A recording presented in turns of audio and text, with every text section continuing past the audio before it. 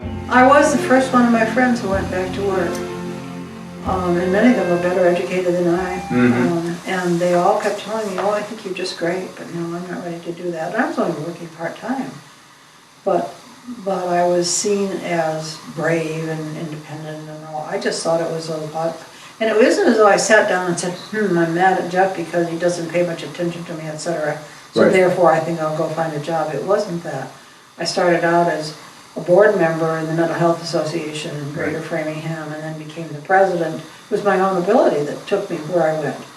And then the next thing I knew, it was apparent we needed an executive director, but I wasn't willing to do that unless there was an office to take care of a lot of the administrative work. So first I saw to it that they hired a secretary full-time. And then when all that was done, I agreed to be executive director. So I got there out of my own ability and chose my own way of getting there, and the same thing at the bridge. But it isn't as though I ever sat down and thought that out. It just was sort of instinctively knowing what it was I needed to be able to function. You actually created a career, right? That's how I always related to it. You had a career. You weren't just doing work. No. You actually created a career. Several times. Right. At least 3 times, yeah. Well, I'm curious, is what could you say you were committed to, and it's probably a reflection of the both of you, in watching Ruth, or supporting Ruth, and what was the value in your relationship that you were honoring, or what were you committed to? Well, let's say it started out on a hardly elevated plane. The reason Ruth was started her first career as going on the board of the Framingham Mental Health Association. And how she got on it was, I was the chairman of the Board of Health. There you go. They said, they need a trustee from Wayland, and I said, well, Ruth will do it, she doesn't have anything else to do.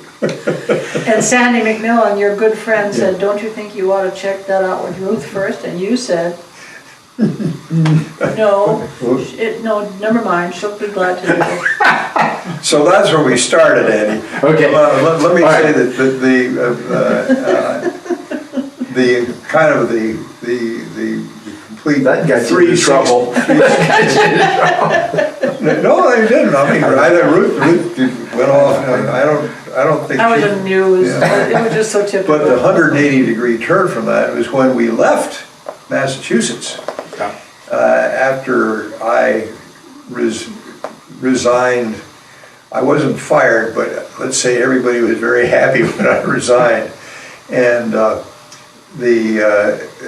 go to Hartford. I don't think there was any. No, I'm quite sure there among my professional colleagues in the Harvard area. No organized farewell. Whereas for Ruth, they threw a banquet to which the Commissioner of Health for the state of Massachusetts arrived.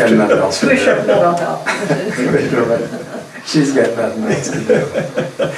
You gotta watch it, Ruth. You don't have anything else to do. And I said that night in my farewell speech, I recounted that incident, said at least he's never been able to complain about my being too busy.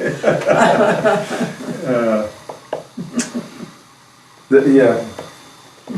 And yet, it's like that was perfectly normal at that time, normal and natural for you to be as successful as you were, and for you to be supporting her. Well, Jeff was always my best support. I remember when it got so bad at the bridge, when I fought for that group home, and I was just so beaten down. Everywhere I turned, there were these, there was a news media, and there were people calling, and there was unhappiness, and it was terrible. And I remember one night when I came home and I said, I give up, I can't do this anymore. And you said, it isn't yours anymore. It's gone beyond you, and you can't leave. Now you have to take it where it needs to go. And he pushed me back out the door. So Jeff was always my best support, always. He saw things about me I never saw, I never would have without him. Still do. So, I'm curious about that. Saw things about, he saw things about you and you saw things about him, like holding each other in a framework. What would you say if you know, I mean, it's like, which you just said, you saw her you just saw her bigness. You saw Much bigger than she knows she is. yes.